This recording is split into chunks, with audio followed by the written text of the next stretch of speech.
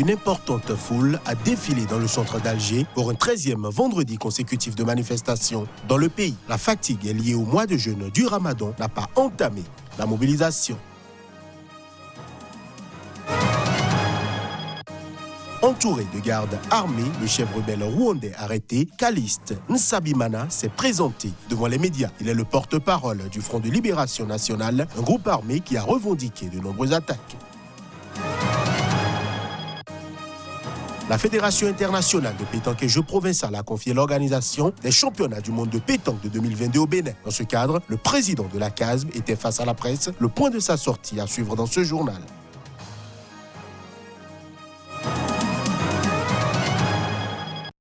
Bonjour à chacun, bonjour à tous. Merci de prendre ce rendez-vous de l'information. Des manifestants soudanais se rassemblent de nuit devant le siège de l'armée à Khartoum après une journée à démanteler brique par brique les barricades suite à la décision des militaires de suspendre les négociations sur une transition politique. Plus de précisions à travers cet élément. Des milliers de Soudanais manifestent samedi nuit devant le quartier général de l'armée dans la capitale Khartoum, réclamant le transfert du pouvoir aux civils, ont indiqué des témoins. Les protestataires ont scandé « Liberté, paix, justice », le principal slogan de la contestation qui secoue le Soudan depuis 5 mois. Réunis à Washington, des représentants de la communauté internationale, dont l'ONU, l'Union africaine, l'Union européenne, la France, l'Allemagne et le Royaume-Uni ont appelé à une reprise immédiate des pourparlers pour déboucher sur une transition vraiment dirigée par des civils, a déclaré le secrétaire d'État américain adjoint chargé de l'Afrique, Timor Nagy.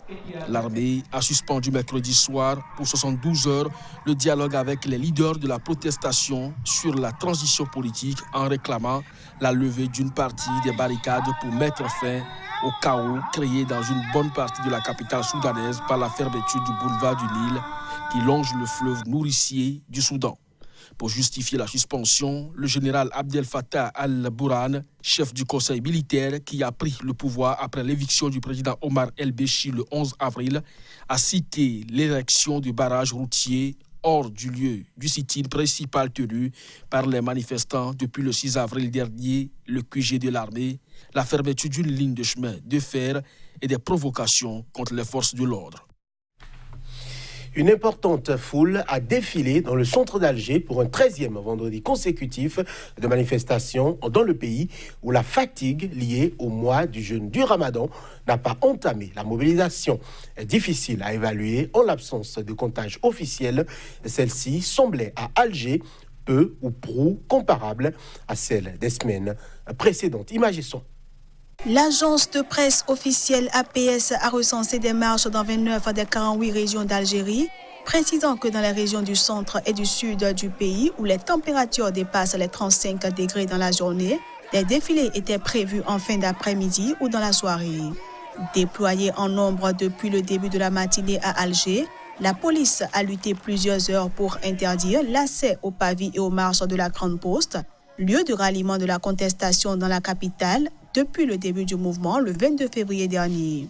Les pulvérisations de gaz lacrymogène n'ont pas suffi à éloigner et dissuader les manifestants et les policiers en tenue anti-émeute ont finalement dû céder sous la pression croissante d'une foule de plus en plus nombreuse et déterminée à reprendre ce territoire symbolique de la contestation.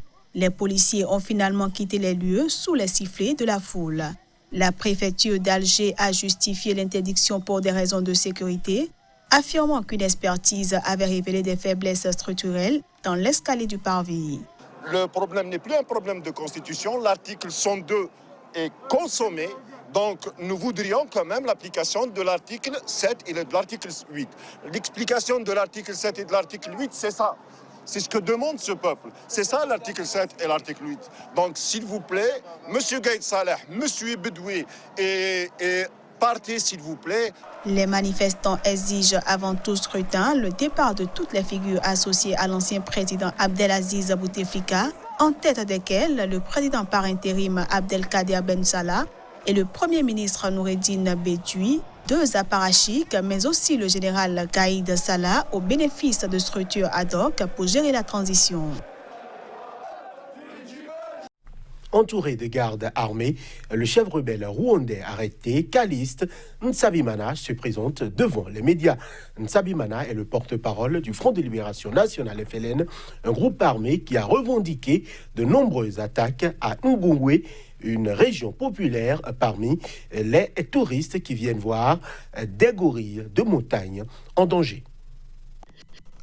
Le gouvernement du Rwanda a annoncé mardi avoir arrêté un chef rebelle soupçonné d'avoir lancé une série d'attaques meurtrières dans une zone de forêt proche du Burundi et de la République démocratique du Congo.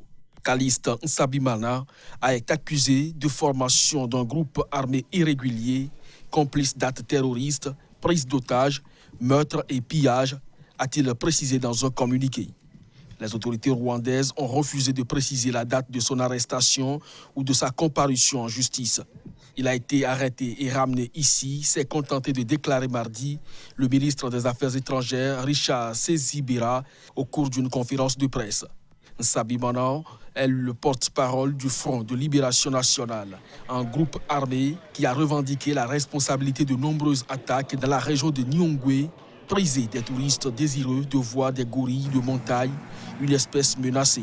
Le FLN est affilié aux Forces démocratiques de libération du Rwanda, un groupe rebelle basé en RDC qui mène des attaques au-delà de la frontière contre les forces rwandaises.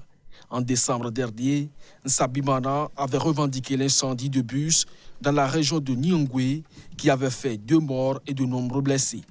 Les attaques à Nyungwe avaient conduit de nombreux pays occidentaux, dont la France, l'Allemagne, le Canada et l'Australie, à déconseiller leurs ressortissants de voyager dans cette région. Au Cameroun, près de 1200 cas d'agressions homophobes ont été recensés en 2018. Comparé aux données de 2017, ce nombre a presque doublé en l'espace d'un an. Des organisations non gouvernementales tirent la sonnette d'alarme dans un rapport qu'elles ont rendu public. En 2018, ce sont 1134 cas d'agressions homophobes qui ont été recensés au Cameroun, soit presque 2 fois plus qu'en 2017. C'est ce qui ressort d'un rapport publié par des organisations non gouvernementales. Elles dénoncent plusieurs formes de violence psychologique, comme les insultes, le chantage ou le rejet familial par exemple, mais aussi des violences sexuelles et des agressions physiques avec des lynchages et même 114 cas de torture. Ces ONG pointent par ailleurs du doigt une extrême violence qui peut aller jusqu'au meurtre. À titre d'exemple, elles rapportent le cas de personnes soupçonnées d'être homosexuelles, tabassées, voire tuées par la population. À cela s'ajoutent les arrestations arbitraires dans un contexte où l'homosexualité est illégale au Cameroun et est punie par des peines allant jusqu'à 5 ans de prison. En Zambie, le président Edgar Lungu a décidé de maintenir un nouvel impôt qui inquiète le secteur minier. La TVA, actuellement fixée à 16%, est remboursable pour les exportateurs. Le président zambien Edgar Lungu a exclu ce vendredi de revenir sur son projet de nouvel impôt destiné à remplacer la TVA qui suscite une forte inquiétude dans le secteur minier. Il a également prévenu les entreprises qu'elles étaient libres de quitter le pays. L'impôt sur les ventes va être appliqué et la TVA disparaîtra. Ceux qui ne sont pas d'accord partiront. Je dis cela sans inquiétude. Trop, c'est trop. Les gens sont fatigués et nous n'effrayons pas les investisseurs parce que d'autres viendront, a déclaré ce vendredi le président Lungu à Ndola, dans la région du Cuivre, à 300 km au nord de la capitale, Lusaka. Si vous souhaitez que votre relation avec les mines prenne fin, elle prendra fin, a-t-il encore dit, en visant les groupes Glencore et Vendetta. Ces derniers notamment s'opposent vivement à cette nouvelle taxe qui doit entrer en vigueur le 1er juillet prochain. Les deux groupes mettent en garde contre un risque de suppression d'emplois dans les mines.